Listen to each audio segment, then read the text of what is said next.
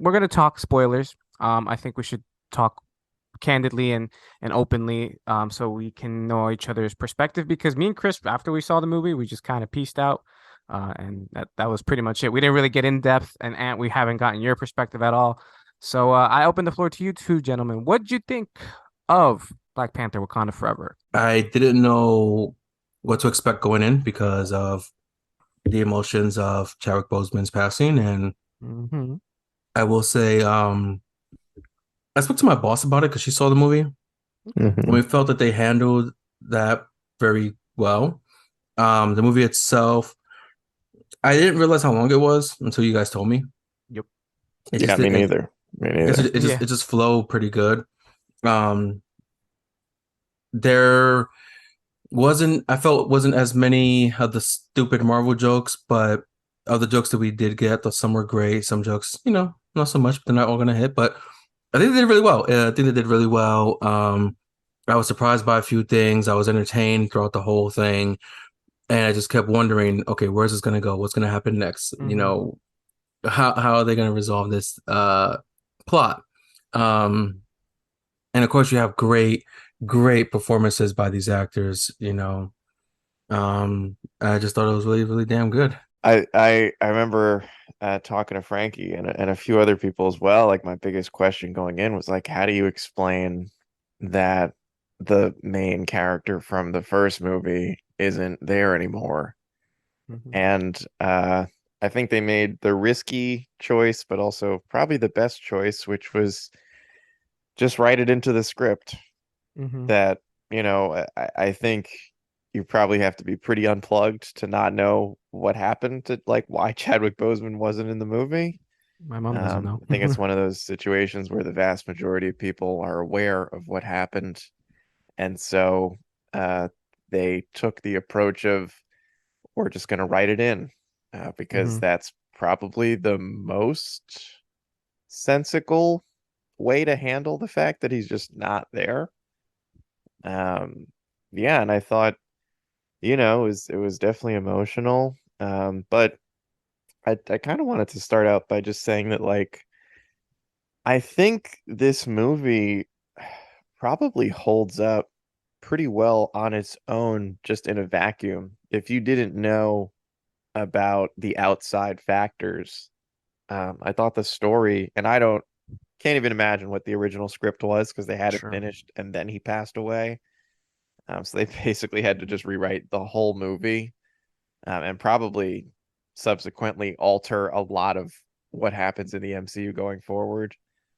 Um, but I thought that it it was pretty great. I honestly think it's one of the best Marvel movies they've ever done. Um, I like Anthony. I appreciated the fact that there were almost none of their dumb dad jokes. Yeah. It was nice to see that they kind of understood. It felt like they understood the moment. They understood the gravity of this project. And one of my favorite aspects of the first Black Panther was that it felt different than a lot of other Marvel films. For sure.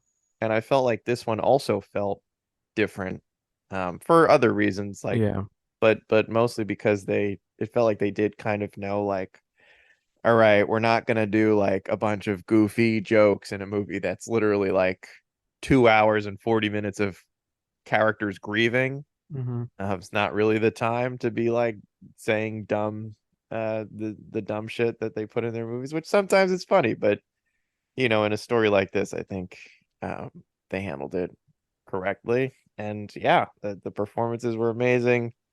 I thought the story made a lot of sense, which is not something that I always feel about Marvel movies. I think there's like one minor thing with Namor that I wasn't quite sure if it like made the most sense, but overall, yeah. And I thought like Ryan Coogler clearly it felt like he took a lot of the stuff that worked in the first movie Hmm. and was conscious of the stuff that didn't and tried to improve upon all of the things that people complained about. I mean, there were that many complaints from the first Black Panther, but Right. some Other of the than the CGI. complaints, yeah, some of the complaints, most notably, the giant CGI video game fight at the end. It seemed very clear that they took that to heart and were like, all right, we're not gonna screw this one up again. Where, I joked with Frankie that, like, thank God, They learned from Shang-Chi. Shuri didn't end up just fighting a giant whale kaiju, sort of like what happened at Godzilla. the end of Shang-Chi. But yeah, I thought it was pretty amazing movie. I can't even understand how they all managed to not cry through every single scene and actually got through the film. Hmm. But I thought they nailed it. Yeah, Es- I thought it was pretty amazing. Especially like even with the what they did for this one, same as the first one, which is expected, is how much of the culture they were able to put in the movie. And like, yeah, it's a futuristic fictional city, but they still have a huge culture aspect to it to, Hmm. represent, their culture. And I really do appreciate that as well. If you And sorry to interject, it's just something I wanted to touch base too. Is like, Ryan does a good job of capturing culture. Like he brought a lot of that with the Creed movie. He brought a lot of the culture of the Rocky movies and Philly into that film. So he's really good at of grasping, a culture that exists within maybe another culture.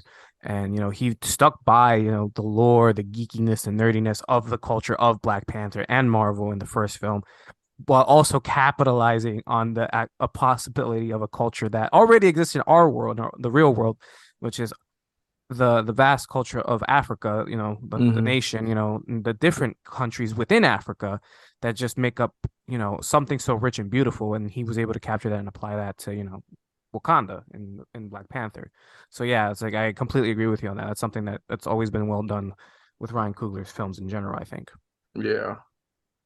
Um, I had a question, but I guess just to like I want to give my perspective, and honestly, I should have gone first.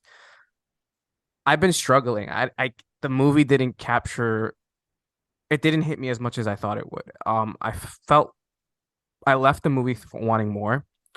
And again, I'm not faulting them at all. It's just shitty circumstances, but I felt something was lacking for me, and I didn't like this movie as much as I thought I was gonna like it. And I maybe because I did put I had too much high expectations. I broke my rule of having low expectations. I like to keep low expectations for everything. I didn't for this because the trailer was really good, and I felt like it underdelivered for me.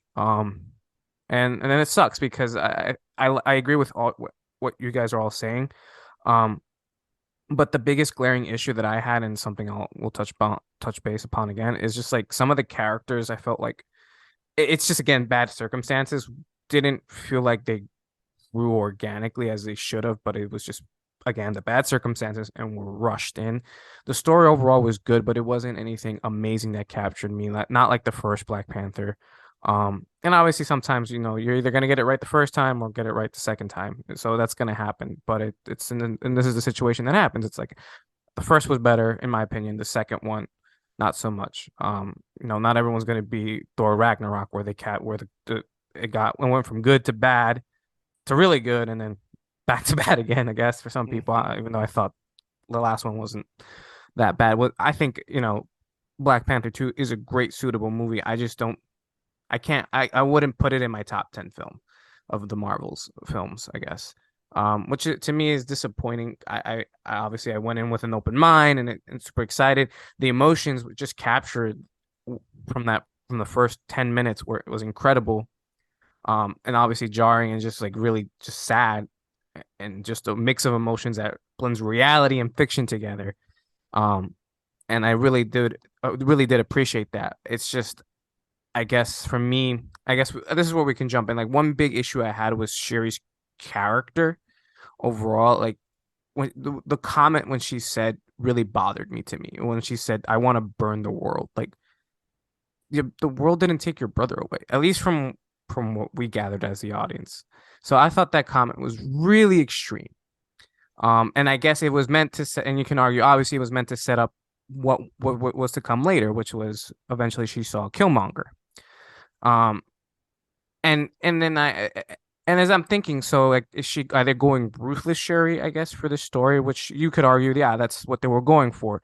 Shuri in the comics is actually quite ruthless. She was very, very mean, to say the least. She once was gonna, I think, prosecute and either imprison Daredevil's mother, who was a nun, and a bunch of other nuns, or kill them. I forgot which one was it. If someone out there remembers, correct me. But like that was really ruthless. She was in charge at the time, um, of Wakanda, and T'Challa wasn't around. So that really stuck with me. I'm like, okay, T'Challa is the level-headed. She's not so level-headed. But the instant, 180 from being a smart, really kind, younger sister to switch over to like I hate the world didn't do it for me. I thought it was again like a little out of place. Obviously, everything else to come was appropriate. Like you could blame everything, uh, like America and all these countries for antagonizing Neymar to come out and do this, and then blame the world. The world started antagonizing Neymar, and the reason why my mother is dead is because the world didn't know when to keep their nose out of their, just to keep their nose for where it shouldn't be. And that should have been more of the story that I wish they would have went with. Obviously, I don't write stories for a living, but that's what I wish I would have seen more. And that's where I get conflicted. And overall, like I'm not gonna down this movie. I don't, to me it is what it is. It's my opinion. I don't think the movie deserves to be as highly rated as I think it should be. It's still a very good movie. I love everything with Neymar. That was great. Little issues here and there, but like it was just at that point it's just nitpicking. But everything when it came to Neymar, like I want a series, I want a spin-off, I want his own movie. Everything that again, that's Ryan Coogler knows how to capture things, and he knows how to capture culture, and he created another culture blended in with reality and fiction into this, and I can't applaud him anymore more than I can. And the screenwriters did a phenomenal job with that, creating that world. And I think there should be a new world out there for us to see on the big screen or on a small screen. But yeah, what's something that you guys, I guess, didn't like about the film, or something that maybe could have been done better? Um, well, I guess this would be a heavy spoiler for the movie. I don't think that Ironheart's suit looked good CGI wise at the end. It Oh, just you looked a just bit out of reminded me. place. Yes, great point. Yep. Okay. But I did like what they did with her in terms of like how they play, got the whole thing together of like, this girl was in MIT and then Mm-hmm. she made this thing. And I think what kind of sucks is the possible most likely never gonna see her with Tony Stark, because Tony Stark is no longer in the franchise. I don't know if she meets him in the comics or not. I have no idea. Yeah, they do. He's alive. There's also AI Tony Stark. That was a thing for a bit. So that might Interesting. something that they could do in the real the MCU. I don't know. I was hoping for a bit more out of M'Baku because that's one of my favorite characters in the movies. Yeah, And I knew that Winston Duke was a big guy, but holy shit, this guy's fucking huge, bro. yeah. He got bigger. He's He was trying to square up to Neymar. like I get the Shuri is, she's a skinny, short, but Hmm. this dude was fucking huge. And I was just like, well, Massive. he is the, Gorilla M'Baku. He's man Yeah. ape, so it kind of fits. But I did love his humor. It's, pretty Yeah. normal from the first movie because he made his jokes then too. Evil woman. Um, and I was, maybe wanting a little bit more, but I did feel that there were certain things that confused me, and Hmm. maybe you can help me understand. Sure. The people who serve Namor, I forgot what they're called. The starts with a T, right? The whatever the blue people, right? Yeah, it's hard to pronounce the name. I have to The literally look. Tolkon or something like that. Yeah, So are they not blue in the water, or some blue in the water? Like, that was really confusing for me too. I'll be honest, they didn't really talk about it too much, but it seems like when they're in that part of their world, they're not blue. But okay, when they come, because I saw the war chief, I call him the war chief because he looks like a Yeah. fucking war chief, and he was like he wasn't blue, so I'm like, okay, oh, Atuma. yes, the one with the And the hammerhead other, skull, that shit was yeah, badass. and the other thing was they when again major spoilers, but when Shuri is in the water with him and she's Hmm. looking at the let's say fish people, Hmm. they're not talking. But then later on, when he's on his throne, they can talk in the water. So it's like Mhm. that was not really explained greatly. And then the other major thing was when Namor says that he was a mutant. Now, did he mean X-Men mutant or just the fact that he has wings on his feet and pointy ears? Like a freak type of thing, you know? Sure.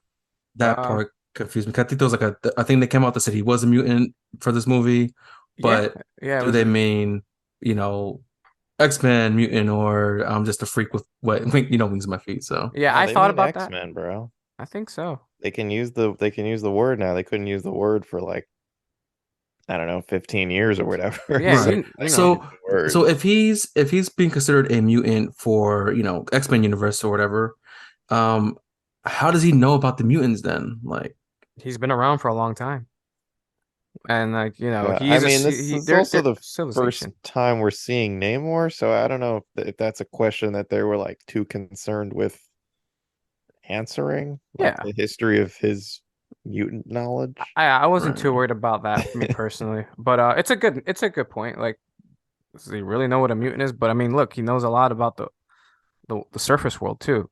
And they don't know that he exists. So like, there's bound for him to have knowledge that True. others don't.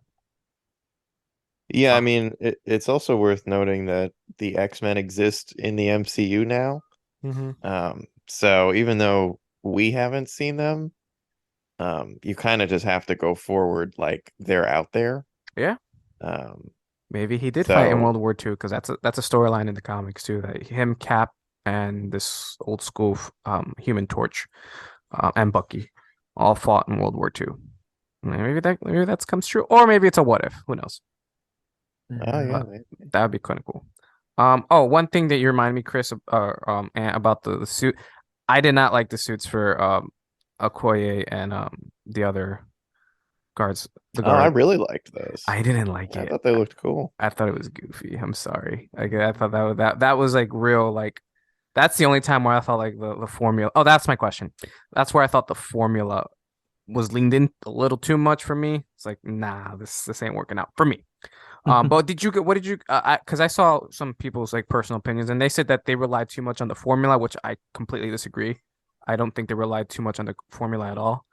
And typically the formula is, a lot of superhero stuff, a lot of campy stuff, and obviously the dad jokes. I didn't Yeah. really, I didn't really see that. There was a lot of struggle. There was a lot of identity crisis stuff that, yeah, sure, you could argue it's superhero stuff, but also it's like real world stuff that you can identify with. Like we've all dealt with loss. Shuri was dealt a massive blow, not once but twice, and you can say more because her fucking Yeah, technically three. her Yeah. whole world, no, not even that, her whole like world, her whole like living sense of living was attacked. Like her sense of safety was attacked too. Like my homeland Yeah. was attacked, not I once mean, but twice. I wanted to speak on the Shuri comments about her character Sure. because I understand how it could maybe seem a bit jarring that it seemed like her character took a bit of a turn from the first movie. Mm-hmm. But it's pretty jarring when your brother suddenly dies from cancer Right. in the film. Mm-hmm. So to me, it kind of felt like you can't quite like you can't anticipate someone's grief and how they're Absolutely. going to grieve. Absolutely. And so to me, the comments about like burning the world, I think like maybe they do come across as sort of jarring, but at the same time, they're coming from a character who just had the person she was closest with Mm-hmm. ripped away Yeah. out of the blue. Mm-hmm. And I think also because this movie made kind of a point of highlighting that Shuri and her mom were like not that close. Like, or they like Yeah. their relationship had way more friction than her and T'Challa. Um, and so, you know, she lost the person she was closest with. I think it's to me, it's kind of hard to criticize her reaction Yeah. because Well, so not to cut you off, I think what happened was I think they kind of explained it in the sense that after T'Challa passes, she just buried herself in her work, and yeah, that kind of built the distance between her and her mom. But Yes. it's still her mother, so like, in the scene where she goes to the ancestral plane and sees Killmonger, which caught everybody by surprise. If you're one of those who say, "Oh, I saw that coming," bullshit. I saw it But coming. Actually, I said Chris like, yeah, I knew it. bullshit, eat a dick. I No, I mean, he but was also casted in the movie, so like that oh, also I gave it didn't away. know. Yeah, I didn't Yeah, know that. I didn't look yeah, yeah, I that had that no up. that got idea. spoiled for me. He got casted. Also, he was on the red carpet, but again, I saw that. So, you had, and he even makes a point. It was either him, I think, who made the point where it's like, you lost your dad, you lost your brother, you lost your mom. It's just you now. And so and I just said her home was attacked a couple of times. So she just lost. Not to mention, not only was it attacked by Namor and attacked by Killmonger and taken over by Killmonger, Thanos as well. So Hmm. technically attacked, Wakanda was attacked 3 times. Yeah, Lost her brother, lost her dad, lost her mother. She lost everything. yeah. So that's where I guess that's where the whole thing comes in. Hmm. Um, and that's just incredible because Yeah. even the time where they do the ceremony for her mother, Hmm. and she makes a joke with M'Baku about like, oh, like now you're standing by the child who scoffs at tradition, and he Hmm. was like, I made a promise to your brother that I was gonna be there for Yeah. you and all that kind of stuff. So I think in that sense, it's as anyone would do, hey, you still got a family. Yeah. Yeah. Boys in the Hood. If you ever seen Boys in the Hood, when Doughboy's brother dies, he was like, "Doe, you still got another brother here." Hmm. Um, but yeah, that's where the whole thing with the mother thing came in that I just wanted to Yeah, touch good on. point. I guess my last comments on that too is like again, another reason why it's so jarring is because of her again, her character type. I get it, like completely agree with you. I guess just like play devil's advocate is like, but this is the smartest person essentially in the entire world. And and like for her to like throw logic out the window, that's not her character. Like she questioned Bruce Banner and Tony Stark's intelligence. So like it's just like but even then like that's another there's a that's a kind of argument in itself. Like yeah, even them those smart guys were flawed in themselves, absolutely. Right, Um, but again, like it was just very like jarring to hear burn the world. Like you are one of the smartest people, probably the smartest person in the entire world or planet Earth, well, not the world, not the universe, but on that planet. And you're gonna say burn the world. And so like that again, that for me, it didn't hit the mark for me. It would have hit better like after like yes, she's lost everything. Throw everything out the window. I've lost my brother, I've lost my father, I've lost my mother. My home has been attacked twice. Like, yeah, fuck the world, fuck the universe. I'm gonna do whatever it takes to protect my home. So yeah, and then that's where ruthless Shuri should come in for sure. And then that connects with a great material from the comics where she is just absolutely just a ruthless queen, not a princess, a queen. And I was like, and then I guess I was also hoping they would just call her queen because she's a queen now, essentially. Come on, like there's no one else to challenge her for the throne. Well, there is someone to challenge her for the throne now, yeah. but I was not expecting that. That was crazy. That threw me for a loop. Did not see that coming at all. But I guess one of the questions was like again, what was this too? Was it less than the Marvel formula, or was it too, or in between? What do you think, Chris? Like you're someone who criticizes the Marvel formula. What do you think? Yeah, I mean, I stand by that this is one of the better Marvel films they've ever made. Hmm. I look, I'm gonna be honest. I think that if there are people complaining about Wakanda Forever being too much with the Marvel formula, then there is nothing Marvel could make that you are going to enjoy. Right. Because this felt about as far away as they'd gotten. Before this movie, the farthest away recently that I can remember was Shang-Chi. And then they fucked it up in the end Yeah. because they were like giant CGI fight in a movie where the guy's whole thing is hand-to-hand They combat. let Like Sam Raimi beat Sam Raimi, so that was good too. That was yeah, another yeah. one. That was the most recent one too for me. But I mean, there was another sort of giant CGI fight, but I don't know. I mean, this similar to the first Black Panther movie, this felt far away from a Marvel film. Like at least what I expect from a Marvel film, which is like dumb jokes, predictable plot, kind of silly, kind of goofy, pretty forgettable. hmm. I don't feel any of that stuff about this film. I actually think it's better than the first Black Panther movie because it Well, you're felt like wrong. they took a lot of the stuff from that film and just improved upon it and kept what worked, Hmm. which I think is pretty impressive because you could have just made the same movie again. Like they didn't have to change anything. They could have done another giant CGI shit fest at the end. Sure. Uh, but I don't know. I was going to say that this actually has the potential to become maybe the best trilogy. If they do a third one, I don't know if they're going to be honest. I don't know if they know Mhm. what they want to do with the Black Panther character. Right. Based on the ending of this movie, there are currently three or four people who could all become the next Black Panther whenever the next time is that we see this character. Um, yeah, but Yeah. I don't agree with that. I don't know. I guess I just think like at a certain point, you're looking for a product that is not going to show up.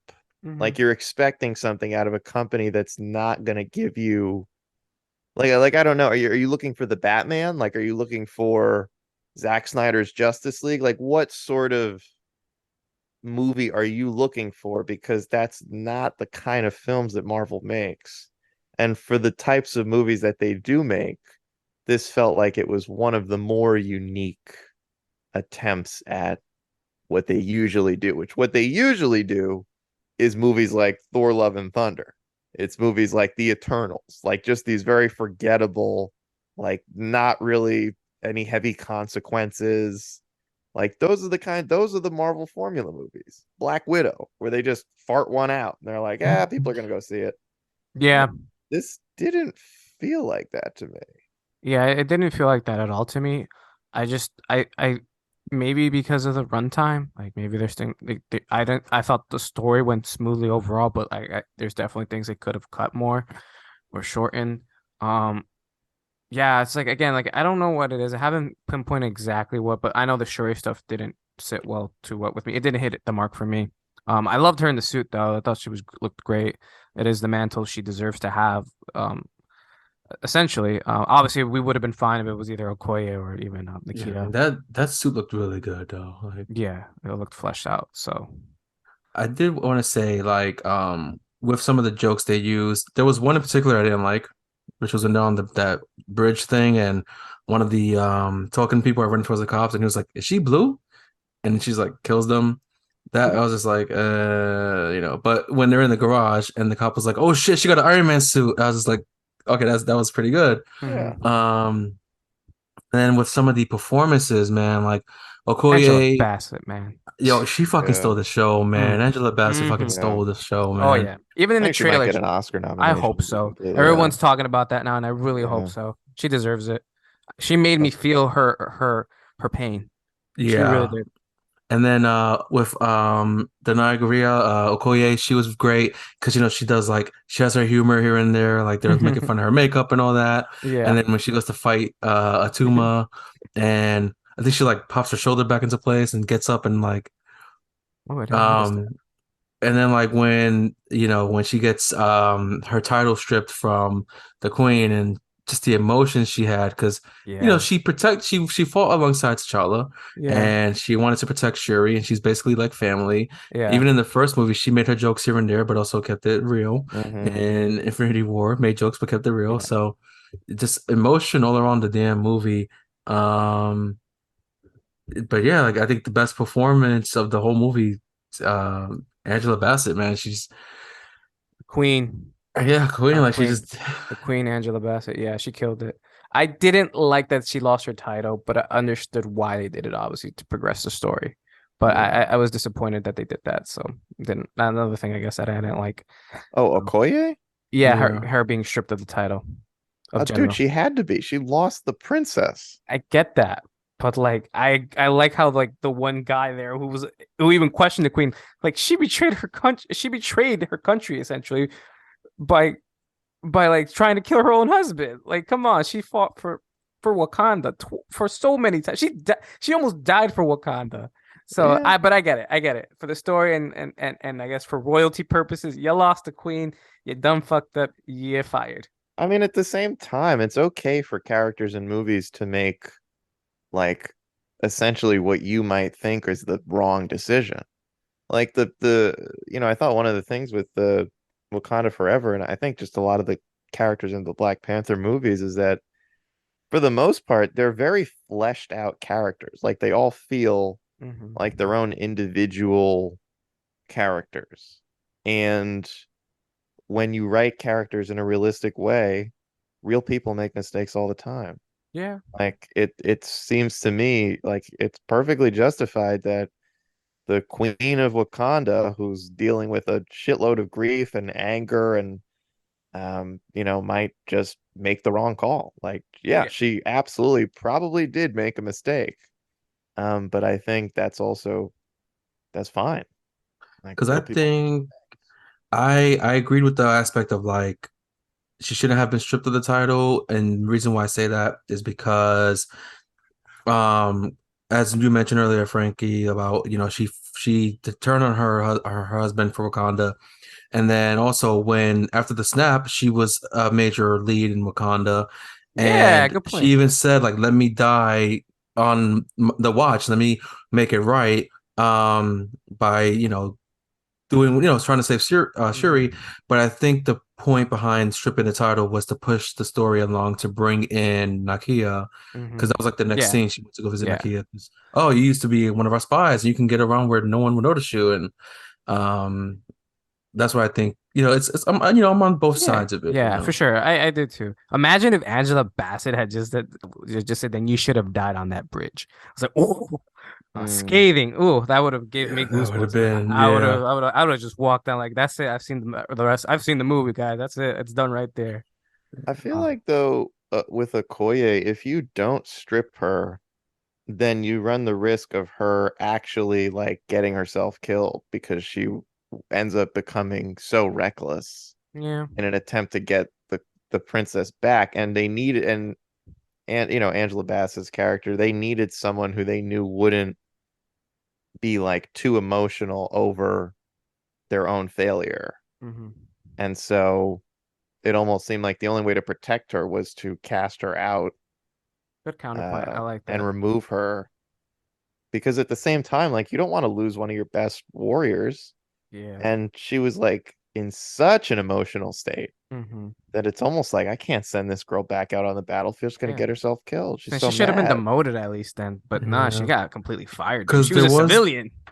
because she did have Yeah. like that mother-daughter relationship as well, Yeah. Yeah. and Uh, we were talking about everybody's performance. Angela Bassett, Hmm. Tenoch Huerta is also great, but regardless of how you feel about uh, Shuri's character in this movie, Hmm. Letitia Wright really surprised me. Okay. She played a very like like a sort of Marvel character that we've seen before Sure. in terms of like the smug person who's smarter than everyone. Hmm. There are a couple of characters that are like that. But in this movie, she was asked to do way more than and to go from sidekick to leading role. Also, just wanted to point out this was like almost an entirely female-led cast in this Yeah. movie, which I Yeah. didn't realize until someone pointed it out on Twitter, and I was like, "Oh shit, yeah, you're right." Yeah. Angela Bassett, Letitia Wright, Denai Guerrera, I think her last name is. Yeah, I was Danny like, damn, Guerrero. a strong ass cast. Yeah, I thought she was really good. I didn't really know how I felt when it seemed like the story was going to be the Shuri movie, like sort of her Black Panther origin story. But like she showed a lot of like range of emotions. Just like Hmm. really impressed. She also showed like a mentorship between her and Riri Williams, which I was like, wow, they're like giving her a lot of different stuff to do Hmm. compared to the first Black Panther movie where she was just like the smart scientist girl. Right. Uh, and then was like a badass at the end, like with her gauntlets, which was a cool touch that she had those on the Black Panther suit. I really liked that callback. Hmm. Hmm. Yeah, I thought she was really, really good. I know Angela Bassett is going to get most of the praise, rightly so. She was sensational. But Letitia Wright kind of, thrust into the spotlight, which was certainly not the plan when she signed on. For sure. and Mhm. was all of a sudden turned into the protagonist of the movies. And that can go sort of either way. You never know if the person's going to be up for it. You never know quite, like, you obviously casted someone that you think is talented, but they cast her in a specific role. And then they had to totally change that role because she can't just be the smart scientist for 2 hours and 41 minutes. Like, she has to be a three-dimensional real person. Hmm. And I thought she totally nailed it, regardless of your opinions on the actual actor who played Shuri. But I thought she did a really, really impressive job, especially given the circumstances of everything surrounding this movie. I never answer to no, man, I still go, go, go, go, go, go.